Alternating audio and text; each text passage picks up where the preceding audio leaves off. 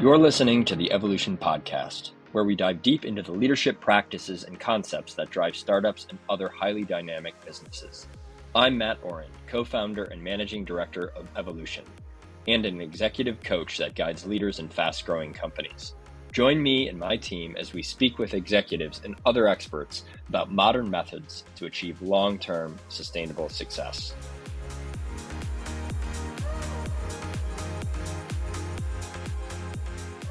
Hey everybody, welcome to the Evolution Podcast. Today I'm speaking with Miriam Meima, managing partner at Evolution. Miriam has been a coach and facilitator for more than 20 years, having supported leadership development strategies at Slack, Twitter, LinkedIn, Hims and Hers, Glassdoor, Glossier, and hundreds of startups of all sizes across industries and regions. She has closely studied the overlap between business and psychology in an effort to learn how to support her clients in finding simple ways to be authentic and effective simultaneously. Miriam, welcome to the show. Why, thank you, Matt. Well, I have definitely been looking forward to this. We've known each other for many years, and just going to put it right out there. I think very highly of you as a human and as a practitioner, and in many ways, you have one of the most diverse perspectives, I think, across clients, given your journey both at Evolution. You were a consultant before in organizations, and you've done a lot of diverse work. So both individual work, team work. You've worked in leadership development, building kind of leadership development systems, consulting to the whole org. And you've got a lot of depth of insight and just are a really good human. So I'm really excited to talk to you today. And I'd love maybe if you just want to start by talking about your journey of how you got here to being a managing partner at Evolution and just a little bit of your story. Sure. Well, thank you for that nice intro. I feel like I'm taking it in and receiving it and grateful for it. And also back at you. I mean, pretty much everything you said about me, we could also say about you. So that's what makes it so fun. Yeah. Thank you. So good. So good. I was 13 when people told me to become a business psychologist. And so multiple different people who didn't know each other said to me when I was 13 years old. And I think that was because my dad was into community building activities and initiatives. And so he would go to these meetings and Can I just interrupt quickly? Yeah, 13-year-olds were using the word business psychologist. No. Adults were telling me. Oh, adults were telling you. Okay. Yes, Okay. I was. No other kids on the playground were telling me this. Yeah, good clarifying question. Yeah, so yeah, I was going to these meetings. My dad would go to these meetings, and I would sit in the back of the room. My parents were divorced when I was 12, so it's like if it was dad's week, it was dad's week, and if dad's going to a community meeting, Miriam's going to a community meeting. So I think I was sitting in the back of the room. And these were consensus-based meetings. And as we both know, and many of our listeners know, consensus-based decision-making is extraordinarily challenging. So there would be this conversation about something for an hour, and then they would go around and they would vote. And everyone would hold up a card. Green means, yes, I'm on board. And yellow means, I don't agree, but I'm not going to get in the way of this. And one red card would throw the whole thing out. Mm-hmm. And to me, the worst case scenario was going to that meeting and seeing a red card, because it meant that the whole thing meant that I had to listen to the whole conversation happen again. And that meeting might not happen again for another month. And I could feel when there was going to be a red card. I could just feel it. And so I started, I don't know, I guess talking to people on breaks, and because I could feel the energetics of this group and what was going to get in the way of them getting what they say they wanted. And so I think those were the kind of the early signs that I love human dynamics, but I also really want results. And they are so linked forever and always. They'll be linked. And so I went on to study business and psychology. And as you mentioned, go into consulting. Specifically, I worked with the Dennison Consulting. So they were Bill Neal and Dan Dennison were business professors from the University of Michigan Business School studying the link between behavior and business results. So they studied for about 25 years before creating a consulting practice. And so they were, in my mind, best in class in the world in understanding the link between people and business, like bottom line results. So I stalked them until they finally gave me a job. And it was phenomenal. I mean, I really thought I'd made it. I really, really thought when I was in my late 20s that I'd figured it out. I knew what I was going to do the rest of my life because I got to swim around in data all day. And we get these questions. It was Nintendo of America would call, or JetBlue, or Clorox. They would give us a call and they would reach out to us and say, help us understand our people and the link between that and our business results. And to me, that was a dream come true. Swim around in data, trying to understand the story, go to the exec team, present them with the information, and then figure out what the heck to do about it. It was such a joy. Mm. Except not everybody wanted to go through that process for the right reasons. A lot of them wanted a really pretty board deck, or they wanted to check the culture box, or they wanted to affirm their bias, and they weren't really open-minded, which kind of was crushing. So slowly it became more and more and more, I guess, empty. So what started out as incredibly fulfilling started to become a bit more rote. And right around that same time, I went through a divorce and my mom passed away quite suddenly. And in that moment, I was really having trouble figuring the difference between up and down, left and right. And I didn't know where to turn. And that's when I hired my first coach. And my relationship with her and what I learned about myself in that process changed the trajectory of my life for sure. Mm. Yeah, thanks for sharing that in your candor. What was the trajectory that it changed to? It changed to one of self-awareness, because I think before that I was really living and leading in my head. I was data oriented and I was people's oriented as well, but there was a lot of me analyzing and me being intensely self-critical and perfectionistic, and it was crippling, definitely at Mm-hmm. times.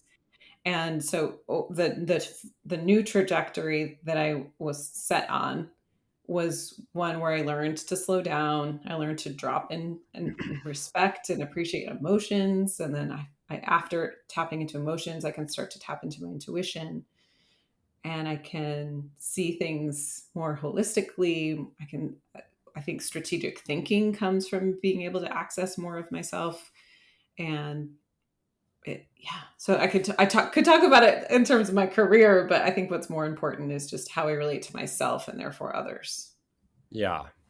Well, and I love that we talk a lot about that concept of transcend and include that comes from integral. And it's like you don't throw out an earlier operating system. So there you were at 13 and, looking at how these humans were functioning and not functioning, right? And wanting to like mobilize them to come an end. And then, really being interested in the hard science, but also motivated by having an impact and again, humans kind of mobilizing and orchestrating together. And so then you have this moment that happens, I think, across, when people look back at their lives, it's like, I don't know how many you think, but I feel like sometimes we get like 4 of them, Mm-hmm. right? Or something. It's like those big earthquake like moments in life, I feel like don't happen every year. They're not supposed to, right? Mm-hmm.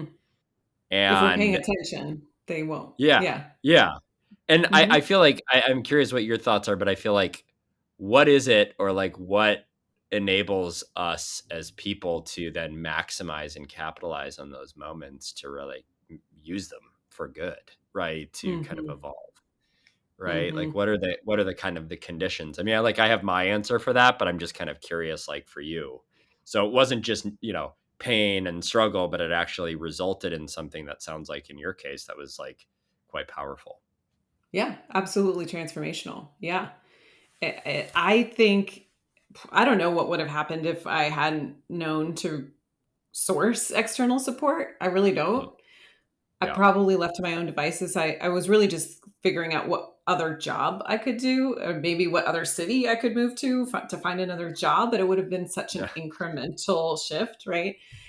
But I think what I've learned, I'm super curious what you'd say, is that if I don't turn inward and what we like dark night of the soul, like I'm really willing to look at the stuff that I don't want to see, and I'm really, really willing to learn about what the shadow, the yuck, the pain. I'm willing to feel rage. I'm willing to feel anger. I'm willing to feel fear. I'm willing to move through all of that in an attempt to find what's underneath it, which is my Mm. truest, most authentic self. My essence is underneath all of that.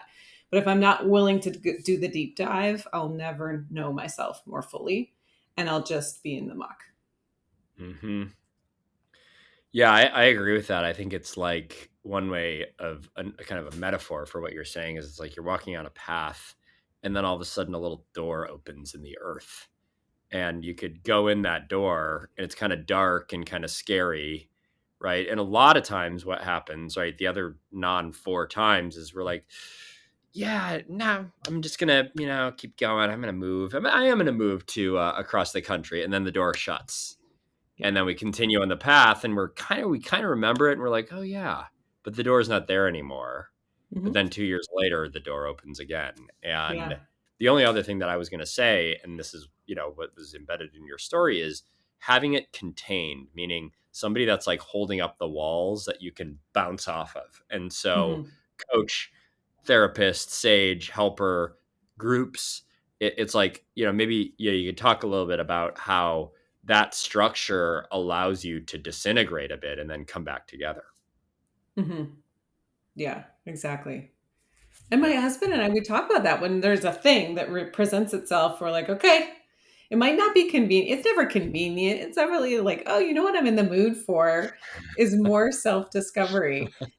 Yeah. But when it presents itself, it's there. And so we say, okay, well, it's here now. And if we don't seize either collectively or either of us individually, if we don't take advantage of it now, it might not come around for a few more years. And Mm, usually it's louder next right. time. And it gets Right. louder and louder and louder and more physical ailments and so on. And that goes back to my mom. I mean, I do think at the end of her life, she realized that most of what she died from complications from cancer, but she thinks, or she thought, that was from unprocessed trauma and Mm, emotions mhm, and things that she never could kind of let go of, and that mhm. they kind of affected her medically and Yeah, physiologically. So it's a promise that I've made myself is to not turn away. But the interesting thing is, I think most people who know me would describe me as one of the happiest, most joyful people yeah, that they know. I would Yeah. agree. So, what's up with that? Well, that's the good. That's what comes from all. That's what's underneath, right? I Right. think being willing to take those dives. What Mm, I think is the constant underneath all the other emotions is joy and gratitude and awe of life itself, and this sense of appreciation. So the more anything else that presents itself as a disturbance in my ability to access my true self. So that's why I want to move through it as soon as I can, because it feels so darn good on the other side. right. Yeah, you definitely are one of the most joyful people I think that I know as well, and kind of like effervescent. I'm curious, in supporting leaders, Yeah. how like what's your viewpoint about, I mean, man, you have so many data points about how they go through these moments and how you, I'll just say, or we, but how you support them, and the degree of people that quote walk in our door and are in some transition like that, whether they know it or not, right? Because I always Mm. think that it's auspicious when they come in for coaching. They're always maybe it's a huge wheel transition or a little one, but they're always there. And we also work with folks that are like have real jobs, right? I mean, they're like, having to show up and be an executive and lead a big team and whatever. and meanwhile, maybe that little door is opening for them. So like, what's your perspective on that? Or like, how have you tracked that over your career, make sense out of it, integrate that into your work, etc.? Mm-hmm. I think the through line of anyone that I've worked with one on one is that they are wanting and ready for a transformation of some kind. They're coming in saying, I need, in order to stay ahead of what my company needs of me or what this role requires of me, I have to level up. Or they're saying, I can feel in myself there's more. I just don't know how to access it. Mm-hmm. Typically that's the starting point. And so there's either that internal reference point and there's an external one. And most of the time they don't know what that really means. There's just this consistent thought that they're having and a feeling that goes along with it. It's kind of like a nudge of like, this isn't the the extent of your capacity. There's so Mm. much more in you. And with varying levels of angst. Some people are like, I'm super curious. Like, what would that be? I'll hire a coach. But mostly for the people that we work with, there's more pressure than that. They've maybe just raised a new round, or there's a more and more pressure from the board or rising up from their employee base, and they're saying, I know that I need to be doing better or different. I just don't know what better or different looks like. And so Mm-hmm. typically, in order to access more space, more strategic thinking, they need to learn authenticity and effectiveness. And those are kind of the two access points that I talked about. You mentioned that in the little intro you gave me in the Mm-hmm. beginning there. Mm-hmm. And yeah, so to be authentic, that's the inward journey. And to be effective, that requires awareness of others, situational awareness, capacity to understand the mechanics of leadership. And so that's the dimensions that we talk about, the I, we, it, of knowing myself, knowing interpersonal dynamics and the job. So Mm. I, that's the joy. I mean, that lights me up every time I get to support someone through that journey. And it's nonlinear, which is really frustrating and hard for some folks. And some people find it easier, kind of surrender to the process. A lot of people misconstrue coaching as kind of technique or a needless reflection or introspection. But can you just talk about that space that you create and what that does and like why that's important to a leader? Mm-hmm. I remember this moment. It was the second year of my coaching training. And I remember the teacher talking about curiosity.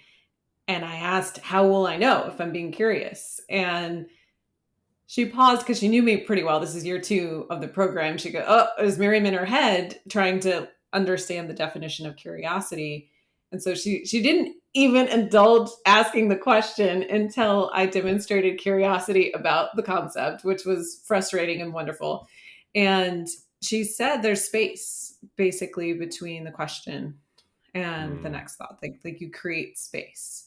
mm, And I've held on to that and definitely know that other people, when they're experiencing that, there's a sense of permission. And so I do think that impacts people's ability to show up in coaching sessions. I also think it starts to create a model for how they can show up for others, which is even more important. Can they show up for a leader who is struggling or a team who's frustrated? And if they can't create space between their thoughts and hold that in suspension, it's really hard for innovation to emerge. It's really hard for people to feel heard, to feel seen, to feel appreciated, to become more solution oriented, because most people get stuck and we hold them there by not being able to create space. But that mm-hmm. moment in the coaching session when they get to feel it with me makes it more likely for it to cascade into their leadership Yeah, I day to mean, day. it strikes me, especially in the with startups, like space is the antithesis of how they live their lives, Yeah. right? I mean, it's like it's the opposite of that. Yeah. And so it's like the only time they get to just actually downshift and like ease into their context and their life and their head and their heart is that space that gets created that you just kind of hold. And in that place, they kind of are able to access things, is what you're saying, right? It was an Hmm. idea or something about themselves or their team that there's no space to do anywhere else. Hmm. Yeah. Yeah. Exactly Yeah. right. Yeah. And so after I hired my coach and all that, I went and worked in startups. And so I know that firsthand that there's no way that everything's going to get done. There isn't. Hmm. There's so much more to get done in a day than there is time for, even Yeah. if we're working 14 hours a day every day, even if everybody's working 14 hours a day, there's more to do than we'll get done. And so we can't wait for the to kind of like for the moment to present itself. We have to carve out the space. And that is a constant tension, I think, for leaders in hyper Hmm. growth organizations, regardless of stage, or for startups, I think in both cases. But I think I've seen 12 companies exceed the $1 billion valuation of all the companies I've worked. I think about 12 of them have exceeded that valuation. Everyone wants Hmm. it. You know Hmm. what? Things aren't that different on the other side of that valuation, that milestone, than they were before, but it feels good for a moment. Yeah. But I'll say the commonality that I had seen between all of them is, I think, effectively navigating that tension of knowing that if I don't create the space, I can't get out ahead to lead. Hmm. Hmm. And so whether it's an offsite with the executive team, whether it's a coaching session, whether it's a digital detox over the weekend, some way, somehow creating boundaries so that there's space for our brains to reset and for Mm. new awareness to emerge. Yeah, that's a kind of compelling point, and I'm curious about that. So 12, you said unicorns is, what we call Mm-hmm. billion-dollar companies, right? Yep. And you said the ones that are successful really have successfully navigated that tension, we're able to kind of create space. Like, what are some of the like leadership dynamics about like leaders that effectively are able to kind of scale like that, right? And maybe it is cultural and you want to talk about that, or maybe it's the individual leaders that you've kind of tracked. Mm-hmm. What a lot of people are really kind of interested in that topic, and so I'm just kind of curious those kind of scale dynamics from your perspective. Mm-hmm. Beyond what you I said, right, about the being able to hold the tension of space, and maybe it's just riffing further on that, or maybe there's others. I would think of leadership teams as the heartbeat of an organization. I mean, we work with a lot of tech companies, not exclusively. We work with CPG, healthcare, goes on and on. But I think Mhm. have worked with a lot of tech companies. So I might reference some of that in these examples. So I think of product and engineering teams as being the limbs, like the execution limbs. We have sales, we have customer support. These are the functions that help make a business move forward. So that I think of that as the extremities, but the heartbeat of an organization, that's the leadership team. The more aligned people are behind closed doors, the stronger that heartbeat. And it sends a very strong and positive signal to the entire organization and allows for blood to be kind of circulated, obviously, through the whole system. I was born with a heart murmur. So if you put a stethoscope to my heart, instead of the thump, you'll hear the thump, swoosh, the thump, swoosh. Most executive teams are sending messages that sound much more like my heart than they do yours to the company. And so there's this mixed signal, this confusing sense of what matters to us, what are our priorities, how do we know what our trade-offs should be. So decisions aren't being made at the correct level, therefore more is getting escalated, and the ability to be agile is significantly diminished. I think Mm. so. Agility, the ability to move as a holistic system to respond to market conditions or opportunities that present themselves, requires alignment at the top. And Mm. without that, everything else is harder. So most executive teams, I think, are overly tactical. They haven't taken the time to figure out how do we work together to do the classic forming, storming, norming, performing. They haven't moved through that process Mm. consciously. And so therefore it's like the lowest common denominator in terms of how they're relating to one another. Mm. The whoever in the room is least able to access their self-awareness and make clear requests of one another, suggestions of how to work together better, everybody will kind of lower themselves to that individual, and therefore the whole organization will perform differently because of Mm. it. Yeah, I like that, the heartbeat of the company and having that very aligned thumping and not and able to work together as an organism. The team is like an organism itself, is what you're saying, right? Versus just a bunch of people doing things together. Um, I'm curious what your thoughts are on a topic that I get a lot on this, because a lot of our clients, when they're at kind of the venture, really starts to come into play really around the when they raise an A round, and certainly then really the pressure mounts in at the B and C rounds around who actually is on the executive team, and what does it mean to have an executive team, and it's so big. And at one point there's just a bunch of managers in the room, and like that's who it is. Anybody that has a people manager is like there as a part of the executive team. And then there's this migration that has to happen to actually build the team. You see Hmm. that too? I feel like it's an issue that gets faced. And then we'll do an offsite, and it's like we find out that there's people that are several levels down, and that it's not really a functioning executive team. Hmm. Oh, yes. I'd say I don't know if I've ever done a first offsite with an executive team, even from serial entrepreneurs, serial CEOs, even some of those larger, higher valuation companies that just, it takes a really long time to get to to a healthy executive team. Hmm. And I 100% agree. So your question was around how to Just accelerate yeah, that? yeah. Well, just talk a little bit about how you see that developing, right? To getting even the right people in the room, Hmm. right? And what is our work, or what's the work in scaling an executive team that's associated with that versus like an extended leadership team, Hmm. for example, right? Yeah. And Yeah. maybe even just a little bit of like I don't know if you're familiar with that first team concept, Yes. right? And where it's like everybody can kind of like have an opinion on everybody else's work, and we're all leading this business together, and we're not in our little swim lanes, and it really is like this tight, there's like an esprit de corps, but that really requires that people kind of commit to that. So it's not only the right people in the room, but then also I think people need to say like, yes, this is the first team. Yeah.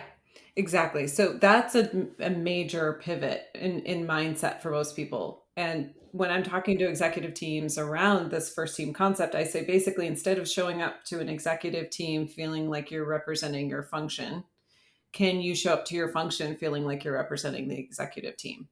So when you think about your first team, are you thinking about the executives? And can you be the voice of the executive team and supportive of the executive team when you're with your people? And if not, that's where that again, that heartbeat or that the signals start to weaken, and the capacity to move as a single system gets gets softer. So to get there, it's like the right number of people, it's the right types of people, leaders, meaning the functions, meaning you do have to make strategic decisions with the right information in the room. So either there's people in the room with that information, or there's enough time leading up to executive team meetings where that information can be sourced and socialized. So everyone's coming in to that first team feeling like they understand the data, like how is our churn right now, and how are our numbers looking for this quarter, and how does our product and roadmap look right now. And if they don't have that coming into an executive team meeting, then it's really hard to kind of float above the day to day and think strategically. So then, yeah, so it's the right number of people, it's the ability to think strategically, it's the alignment related to first team, and it's the doing the work to be able to connect and understand each other. So we've at a very simple level, what we do with some teams is operating manuals. Like, what do you need to know about me in order to understand me? We also do the Enneagram to help them understand how they're wired potentially different than one another, and how to leverage each other's strengths in order to be able to kind of unleash the power of diversity of thought. Feel like I'm on a little bit of a tangent, so I'm pulling back right now. Well, no, this is important, right? Because I think it's like helpful detail to like how it's done. And I just go back to what you said, this is the kind of commitment they want to do that. I'm like, man, it feels like it's a lot harder. I mean, it's a lot of people are there conceptually, but then it's like it's quite hard. And kind of, I'm curious what your question of like, how do teams get in their own way? Because they all probably are like, oh yeah, we want to be a team, right? And then so maybe this question by the way goes all the way back to your origins as a 13-year-old, which you can also answer this question from that perspective. But how do they get in I their own way, right? I mean, Most of the time it's either they individually are feeling insecure or some version of imposter syndrome, and so therefore it's really hard to trust or respect others, or they hmm aren't feeling imposter syndrome and for other reasons it's hard to either trust or respect others. Trust is easier to cultivate. Respect can be cultivated over time, but it's harder. And so finding a group of people who are willing to and capable of trusting, respecting each other, being honest with each other, moving through conflict with curiosity, those are, I think, the ingredients. And again, it can be taught, but most people don't show up trying to figure that out. They're so focused on the results that they're missing the whole piece of we can't actually drive those results without first doing the work, which does go back to my personal experience, right? It's like go through the muck in order to be able to access true innovation through pure joy, pure it, because it feels so good. And you and I mean, we're on a leadership team together, and we've said this is one of the best experiences of our career is being on a highly functioning leadership team is hmm incredibly enjoyable. mm, yeah. It's so much fun for us to get together and talk about goals and do strategy sessions. It's so much fun. Most teams don't have a reference point for how good it can be. So they Mm. just are used to taking it as it is. Have you seen some examples of like really great high performing executive team, and especially one that's kind of scaled and gone through these kind of initiations? Because like I will say candidly, I feel like that's rare, and I don't know if It's very your view. rare. Yeah. It's very rare. And interestingly, it's not complex. It's as simple as looking around at the team and in any moment saying, this is our team now. What hmm are our operating principles? How do we want to work together? How do we hold ourselves accountable to that? Having check-ins around those things. And then as someone leaves, just like you said, having acknowledging that in the group. And then again, looking around and saying, this is our team now. And then as a hmm new person gets hired, this is our team now. And here are our operating principles. Here's what the expectations are. Here's how our meetings are run, creating some norms. And then as someone leaves, honoring their contribution and looking around and saying, this is our team now. And it's quite simple. It doesn't mean it's easy. Again, in the mix of a busy agenda, there's a lot. There's more to discuss than we'll have time to discuss. There's more to address than we'll have time to address. So, do we have the discipline to slow down to have these kind of more foundational conversations, knowing that that will accelerate our effectiveness over time? Mm. I'm curious, how does that work though when you're talking about like a tech exec team and you have somebody that's in product and somebody that's in biz ops or the CFO, where you've got people that really don't know a ton about what the other person is doing, general counsel, Mhm. marketing. Like, how does that work, or how should they think about themselves engaging in those conversations, or what even is the right agenda you think for a team to have those kind of dynamic conversations, especially when they start getting to scale?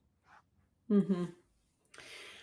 I do think it's actually an expectation that's fair to have of exec team members that they have appropriate level of context of all areas of the business. And so it's high level. It's like, what are this quarter's OKRs and are you on track? It does not have to hmm be in the weeds, but everybody, even general counsel, should know what's going on and with sales and what's going on with product and all of the areas of the business. And so that's where asynchronous systems and just lines of sight come into play, especially with larger systems. Like, how do we build that so it's easy? We want to make it easy. And then yeah, that frees everyone else up to come in and say, this is what I'm concerned. I don't feel well. I'm waking up at night thinking about our sales numbers, and maybe that person's not informed and everything's okay. Or maybe that's Mm, an early signal that needs to be paid attention to. So validating everybody's perspective, making space for people to share, I think gets us a lot of the way there. Something else we have going on though, and I always, people say, "Why are you at Evolution?" I'm like, it's the best. It's great people. We have high expectations of ourselves in terms of what we deliver to clients, but we don't take ourselves too seriously. We hmm just we know what matters and we know what doesn't, and we don't get them too confused most of the time. mm. Yeah, yeah. It's true. Yeah, laughter and kind of Yeah. silliness and non sequiturs and just like people being people. And I really think I don't know if you have a sense of this, but you can almost feel there's a feeling that's associated with high performing teams, and Mhm. it is that there's like a joy in working together. There's an energy there. It just like the energy moves quickly from like what is like trivial maybe and informal to something that's really formal and deep, and you can kind of just track that. And I think like that's what you're talking a little bit about. It's magic almost. Oh and how, yeah. and how to create that. It's like that is the secret. That's the big question, how to create that magic. Oh, that, and that's the ongoing experiment. That's why I friggin' love off. I mean, I love it. I was just in another offsite last week, and it was just let's just say they a team that hasn't quite. They're far away from what we're describing. They're very very Yeah. far away, and so see what you were saying earlier on how much I enjoy it. Like I just savor at that experiment of what are the pieces here and how can we rearrange these well-intended humans and the way that they're interacting with one another to unlock that potential, which everybody wants. So what is the shortest path to get there?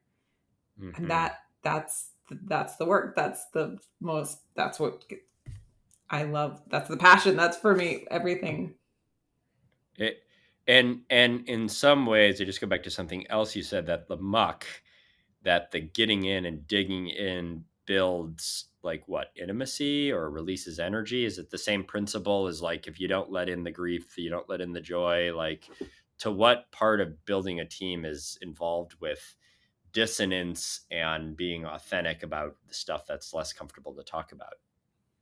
Absolutely. I think the version of that in an executive team is saying, I'm really frustrated with you right now, or I feel like you're falling behind, or that this is two hmm quarters in a row where you're missing your targets and we're not talking about it. Or every time we're in a meeting, I feel like you're distracted and that makes me feel disrespected, right? That's the level of honesty that's very appropriate. It's very professional. It's very necessary. And so that's the version of muck, I think, with executive teams. And that's part of that storming phase of being able to get comfortable in the uncomfortable. It's also dissonance as it relates to strategy and being able to push through it and continuing to build off of each other's idea and not, I think, very high functioning executive teams rarely land somewhere that everyone doesn't feel good at. Every once in a while, it's necessary to disagree and commit for sure. But hmm everyone's like, "Yep, I see how we got here." Yeah. The other thing that I was just thinking of as you were talking is like I feel like in Silicon Valley, especially, there's this like single person standing on top of the hill mental model. It's like the entrepreneur, and it's like very, very solo. And one of the things that strikes me is that like the end product of a team discussion is so much better when all voices get in there. It's way more complex and nuanced and well primed to the market than just one person, the one solo brilliant person. Yeah, And that's the promise, I think, is the companies that scale. I mean, I think at Evolution, all the times that I've gotten a piece of input that I'm like, well, thank God somebody said that, because that could have yeah, been bad, at the worst. And at best, it like opens up a possibility or whatever. So, yeah, yeah. exactly. Yeah.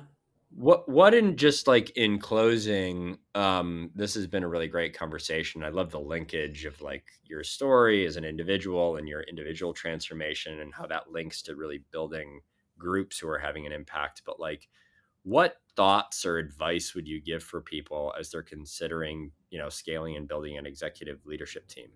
Anything, Hmm. maybe we talked about it, but I'm just curious in closing if you have any, parting thoughts. Yeah.